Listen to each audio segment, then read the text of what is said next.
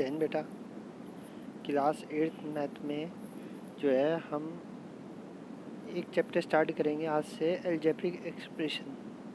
ठीक है ना। चैप्टर नंबर ये 7 है। ठीक है, तो आज हम इसके बेसिक सीखेंगे और फिर हम इसके क्वेश्चंस करेंगे बेटा धीरे धीरे कैसे करना है। आज इसके बेसिक बातों को हम ध्यान से समझ लेते हैं ताकि जहाँ जहाँ पे हमें इम्प्लीमेंट करना पड़े हमें ध्यान रहे।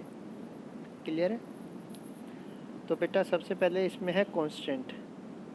कोई भी अलजेब्रिक एक्सप्रेशन लिखी है तो उसका मतलब है कि उसमें इस फॉर्मेट में लिखा है, जैसे 9x² + 2x + 5, यानी कि अल्फ़ाबेट्स जो है A to Z इनका यूज़ होता है। तो यहाँ पे x आ रहा है तो यानी कि ये जो है एक अलजेब्रिक एक्सप्रेशन है। इसमें बेटा जिस नंबर के साथ जो है वेरिएबल ना हो, यानी कि XYZ या ABC ना हो, वो टर्म जो है वो नंबर जो है वो कहलाता है कांस्टेंट। ठीक है ना। ये फिक्स्ड होता है, फिक्स न्यूमेरिकल वैल्यू कहलाती है क्या, कांस्टेंट। समझ गए। तो कोई भी अलजेब्रा में अगर टर्म लिखा है और उस टर्म में कोई फिक्स नंबर लिखा है, उसके साथ कोई भी जो है ABCD नहीं है, तो वो कहलाएगा आपका क्या, कांस्टेंट। बात समझे। दूसरा है वेरिएबल। क्या है, variable. Quantity whose numerical value is not fix, जिसकी न्यूमेरिकल वैल्यू फिक्स ना हो, यानी ABCD XYZ तक ये जो अल्फ़ाबेट्स होते हैं इनकी वैल्यू वहाँ पे फिक्स नहीं होती, इसलिए ये जो है वेरिएबल्स कहलाते हैं। सही है कि नहीं है। ये जो है क्या कहलाएंगे बेटा, वेरिएबल्स कहलाएंगे। उसके बाद आइए अलजेब्रिक एक्सप्रेशन में। Variables are combined with 4 basic operation, that is plus, minus, multiply, divide is called algebraic expression।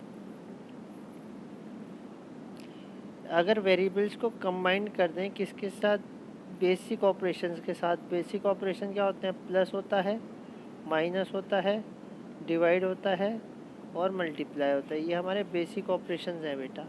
ठीक है ना। अगर हम जो है अलजेब्रिक को यानी x + y कर दें तो ये जो है इस टाइप का एक्सप्रेशन जो बनता है ये कहलाता है क्या, अलजेब्रिक एक्सप्रेशन। तो अगर हम प्लस माइनस मल्टीप्लाई या 2x है, ये कहलाएगा क्या, अलजेब्रिक एक्सप्रेशन। वेरिएबल्स को जो है बेसिक ऑपरेशंस के साथ क्या कर देना, कंबाइन कर देना। क्लियर है बात। तो ये बेटा हमारी तीसरी बात हो गई है अलजेब्रिक एक्सप्रेशन की। मुझे लगता है आप इस बात को समझे होंगे। किसी भी फॉर्मेट में लिखा जा सकता है। मान लीजिए ऐसे लिख दिया 5x² + 2x, ये भी हमारा एक अलजेब्रिक एक्सप्रेशन है। ठीक है। इसके बाद जो है नेक्स्ट आ जाइए टर्म्स। जब हम कोई अलजेब्रिक एक्सप्रेशन लिखते हैं, मान लो ये लिखा है 2x²। ठीक है ना। तो इसमें जो है कितने टर्म्स हैं वो बताने हैं, तो इसमें 1 टर्म है। कितने टर्म है, 1 टर्म। अगर इसी के साथ प्लस माइनस आ जाए 2x² + 3x, अगर इसमें नंबर ऑफ़ टर्म्स की बात करें तो प्लस और माइनस जो है बेटा, प्लस हो या माइनस हो, वो टर्म्स को ब्रेक कर देता है अलग अलग पार्ट्स में। तो ये फर्स्ट टर्म हो जाएगा और ये सेकंड टर्म हो जाएगा। सही है कि नहीं है। तो फर्स्ट टर्म हमारा 2x² हो जाएगा, सेकंड टर्म हमारा 3x हो जाएगा। बात समझे। तो इस टाइप से आप समझते जाएं। इसके बाद आता है लाइक टर्म्स। जो वेरिएबल है वो हर टर्म में एज इट इज़ दिखे तो वो टर्म्स जो हैं क्या बन जाएंगी, लाइक टर्म्स बन जाएंगी। ठीक है। जैसे 7x² है, उसके बाद 5x² है, उसके बाद 3x है, सॉरी 3x² है, उसके बाद -2x² है। तो हर जगह देखोगे x² आ रहा है कि नहीं आ रहा बेटा। तो ये लाइक टर्म्स है। मगर कहीं पर इसी के साथ अगर 2x आ जाए तो अब ये लाइक टर्म नहीं रहेगा, क्योंकि इसमें जो है एक टर्म ऐसा आ गया जो इनसे अलग है, तो अब ये लाइक टर्म्स नहीं होगा। समझ गए। इसके बाद अनलाइक टर्म्स में आ जाओ। जो टर्म लाइक नहीं होगी वो अनलाइक होगी। तो 9x² और 5x तो ये अनलाइक टर्म्स है, एक में एक्स स्क्वायर आ रहा है, एक में एक्स आ रहा है, ठीक है। इसके बाद पॉलिनोमियल्स में आ जाओ बेटा। पॉलिनोमियल्स क्या होता है, कोई भी अलजेब्रिक एक्सप्रेशन लिखा, मान लो X square plus X plus 1 लिखा है, कोई भी अलजेब्रिक एक्सप्रेशन जो लिखा है variable x and power of x is non negative, तो हमें ये देखना है कि हमारी जो एक्स की पावर है कहाँ कहाँ पर है, एक यहाँ पर है, एक यहाँ पर है, नॉन नेगेटिव होनी चाहिए। क्या होनी चाहिए, नॉन नेगेटिव। क्लियर है, नॉन नेगेटिव का मतलब है जीरो हो जाए, नॉन नेगेटिव इंटीजर भी साथ में है, हाँ ये बात भूल गया मैं।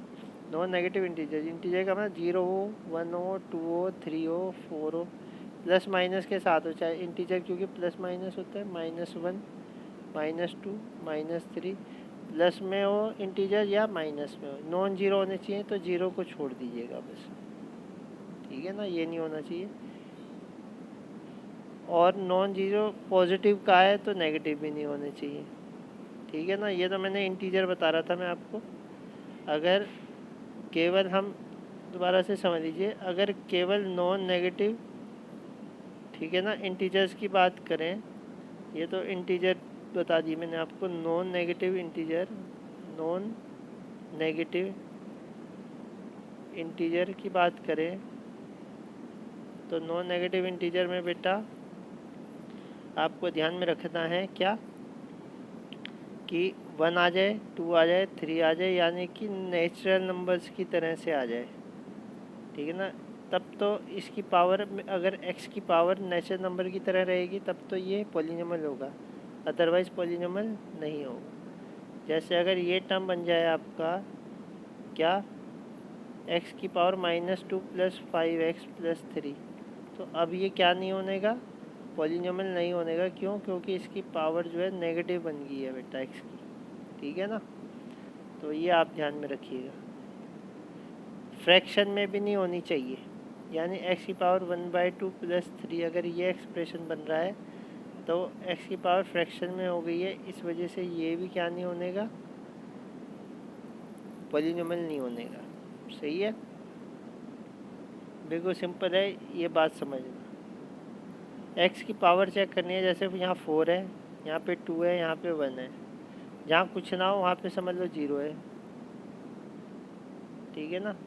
तो 0, 1, 2 नॉन नेगेटिव होने चाहिए, तो 0 भी आएगा, क्या आएगा, 0 भी आएगा। तो ये बात भी आप ध्यान में रखिएगा।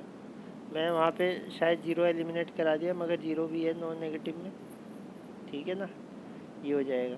इसके बाद डिग्री की बात कर लें, डिग्री जो है हाईएस्ट पावर हो जाएगी, डिग्री क्या हो जाएगी, highest power of the polynomial, highest power of the polynomial जो है वो आपकी डिग्री बन जाएगी, ठीक है कि नहीं है। तो यहाँ तक जो है ये आपको टर्म्स बता दिए, कल से फिर क्वेश्चन कराएंगे। और हाँ, कल शायद जो है हम लाइव क्लास में रहेंगे, ठीक है ना सारे, तो आप लोग सब ज्वाइन कीजिएगा और फिर अपनी प्रॉब्लम बताइएगा, उस हिसाब से फिर उसे सॉल्व करेंगे। क्लियर है, आज के लिए इतनी है, जय हिंद।